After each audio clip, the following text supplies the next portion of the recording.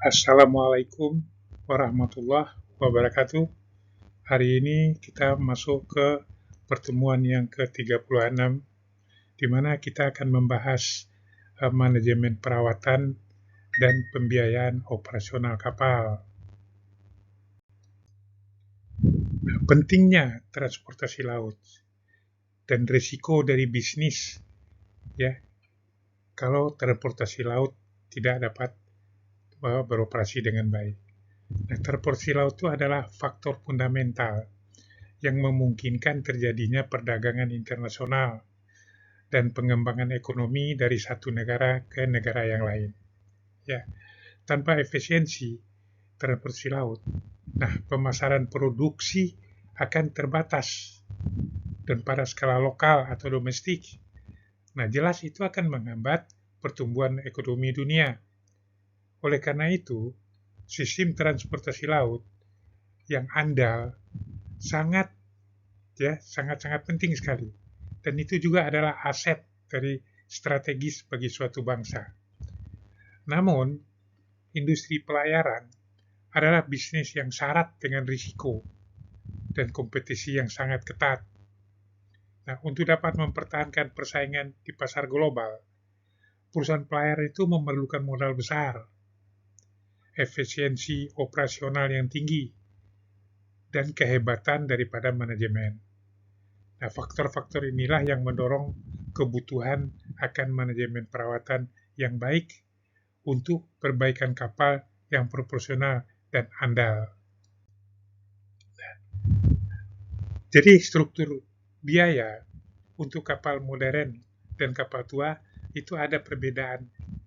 Nah, perbedaan yang mendasar dalam struktur biayanya adalah antara kapal modern dan kapal-kapal yang sudah berumur atau kapal tua. Nah, biaya operasional kapal modern itu misalnya biaya kru, asuransi, dan manajemen itu cenderung lebih besar. Sedangkan biaya perawatannya jauh lebih kecil, ya, karena kompetensi masih baru dan didukung oleh sistem perawatan yang canggih serta ketersediaan suku cadang yang masih memadai.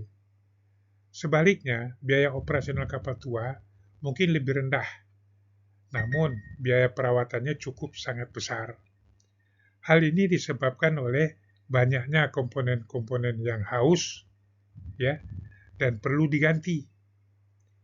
Potensi kerusakan itu beruntun, serta waktu henti atau delay itu di pelabuhan itu sangat lebih lama, memakan waktu. Nah, kemampuan berpotensi kapal modern bisa 2 kali lebih cepat dan lebih baik, dan menyoroti pentingnya perawatan efisien untuk mempertahankan performanya. Nah, prinsip dasar ekonomi sebuah perusahaan pelayaran itu, ya, dapat kita lakukan sebelum membahas aspek teknis. Ya, penting untuk memahami prinsip ekonomi dasar yang menggerakkan perusahaan pelayaran. Keuntungan dalam bisnis pada dasarnya adalah selisih antara pendapatan dan pengeluaran. Nah, rumus sederhana ini adalah keuntungan sama dengan uang tambang atau freight kurang biaya operasional. Uang tambang yang dapat dihasilkan dari sewa kapal. Nah, uang tambang atau freight atau biaya angkutan laut itu adalah sumber pendapat utama dari pusat perusahaan pelayaran. Besar kecilnya freight itu dipengaruhi oleh banyak faktor. Atau biaya yang terlalu tinggi akan merugikan pengguna jasa. Sedangkan biaya yang terlalu rendah akan merugikan perusahaan pelayaran dan menghambat pengembangan armadanya. Beberapa faktor kunci yang menentukan besaran freight antara lain, ya, kuantitas dan kualitas armada atau termasuk performa kapal, prasarana pelabuhan yang memadai, ketersediaan industri jasa maritim seperti galangan kapal, Dan juga sini tidak kalah pentingnya adalah keterampilan anak buah kapal atau ABK. Perawatan yang baik secara langsung dapat meningkatkan kualitas armada dan menunjang operasional freight yang optimal. Ya, tetapi struktur biaya tetap atau fixed cost operasional kapal di dalam perhitungan biaya jasa angkut laut, biaya operasional dikelompokkan menjadi biaya tetap dan biaya tidak tetap. Nah, kalau biaya tetap itu atau fixed cost itu apa sih? Itu adalah pengeluaran yang relatif konstan dan harus ditanggung perusahaan terlepas dari apakah kapal sedang berlayar atau tidak. Nah, komponen utama yang termasuk dalam biaya tetap itu antara lain adalah biaya kru atau gaji dan tunjangannya, asuransi kapal atau hull and machinery, biaya manajemen dan administrasi, ya, serta paling relevan dengan topik ini yaitu biaya pemeliharaan dan perbaikan atau repair, maintenance, dan install, dan biaya minyak lumas atau lubricating oil. Nah, sedangkan komponen-komponen biaya perawatan dan perbaikan dan penyimpanan, nah itu dapat dibagi sebagai tersebut. Komponen biaya tersebut apa sih? Repair, maintenance, dan store. Nah, ini adalah fokus utama dalam manajemen perawatan teknis. Nah, biaya ini dapat dipecah menjadi 3 kategori utama, yang masing-masing memiliki karakteristik dan perencanaan yang berbeda, yang semuanya bertujuan untuk menjaga agar kapal dapat berlayar dengan aman dan efisien, selamat sampai tujuan. Pemahaman mendalam terhadap ketiga komponen ini memungkinkan perusahaan untuk membuat anggaran perawatan yang lebih akurat dan merencanakan jadwal perbaikan tanpa mengganggu jadwal komersial operasional kapal secara signifikan. Nah, pengelolaan yang buruk pada salah satu komponen ini itu dapat menyebabkan pembengkakan biaya serta biaya-biaya yang tidak terduga. Nah, sedangkan jenis biaya perawatan teknis adalah kategori pertama. Ya. Kategori pertamanya adalah biaya running repair, yaitu biaya untuk perbaikan kecil ya yang dilakukan oleh kru kapal saat kapal sedang beroperasi atau dalam pelayaran. Kategori keduanya adalah biaya maintenance atau floating repair atau docking, yaitu biaya perawatan yang lebih besar yang dilakukan saat kapal berada di galangan kapal atau di dock, yang biasanya dilaksanakan secara periodik setiap tahun. Nah, kategori ketiganya adalah biaya store atau equipment and store, yang mencakup biaya pengadaan suku cadang dan barang-barang yang habis pakai lainnya. Biaya pengadaan suku cadang untuk kapal berumur di atas 10 tahun bisa menjadi sangat besar untuk memenuhi persyaratan minimum stock levelnya MSL yang diwajibkan setelah kapal menjalani special survey. Nah, pentingnya sistem perawatan terencana atau PMS di sini adalah peningkatan kecil pada kemampuan operasional kapal, misalnya sebesar 10%.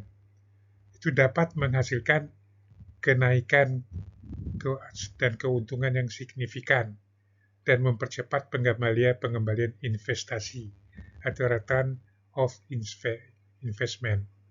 Sebaliknya, sedikit saja menambah waktu henti kapal atau kapal stop atau downtime akan langsung menggerus atau mengambil habis profitabilitasnya. Dalam konteks ini, penerapan sistem perawatan terencana atau plan maintenance system itu menjadi senjata paling ampuh dan paling penting untuk mengatasinya. Di sini dikatakan PMS adalah pendekatan sistematis ya untuk merencanakan, melaksanakan dan mendokumentasikan semua kegiatan perawatan. Tujuannya adalah untuk memastikan kapal selalu dalam kondisi layak laut sesuai standar internasional seperti SOLAS dan meminimalkan kerusakan yang tidak meminimalkan kerusakan yang tidak terduga. Nah, kunci personel teknis engineer di sini adalah ada pada kualitas sumber daya manusia, terutama pada insinyur atau ABK kapal di atas kapal memiliki dampak langsung terhadap performa mesin. Seorang engineer, seorang ABK yang profesional itu akan memaksimalkan kemampuannya guna merawat dan mengoperasikan permesinan sesuai standar, ya, sehingga unit mesin tersebut dapat memproduksi secara optimal dan memiliki umur pakai yang panjang atau long lifetime. Sebaliknya, seorang engineer yang kurang profesional atau bekerja tidak sesuai standar akan menyebabkan unit mesin yang bahkan masih baru sekalipun mengalami penurunan performanya atau low performance dan rusak sebelum waktunya. Hal ini menunjukkan bahwa investasi pada pelatihan dan kompetisi kru sama pentingnya dengan investasi pada perangkat keras. Nah, untuk itu, struktur manajemen perusahaan itu sangat penting untuk menjalankan armada secara efektif. Nah, perusahaan pelayaran kan memiliki struktur organisasi yang jelas. Terdapat 3 manajer yang berfungsi di sini. Nah, 3 manajer itu kunci di bawah general manager perkapalan. Pertama, manajer penunjang armada atau terkait dengan aset armada yang bertanggung jawab atas jual beli atau kontrak kapal. Kedua, manajer armada fleet manager yang bertanggung jawab melengkapi kapal dengan kru yang tepat dan perlengkapan agar siap berlayar. Ketiga, manajer operasional manager atau operation manager itu bertanggung jawab terhadap menyewakan kapal dan kelancaran operasional harian, termasuk jadwal dan perizinan. Untuk itulah kolaborasi yang baik antara ketiga manajer ini didukung oleh teknis seperti port engineer dan owner surveyor sangat menentukan keberhasilan implementasi sistem perawatan dan profitabilitas perusahaan secara keseluruhan. Saya rasa inilah materi yang dapat kita lakukan hari ini. Untuk dapat kalian pahami dengan baik, akhirul kata saya ucapkan wassalamualaikum warahmatullahi wabarakatuh.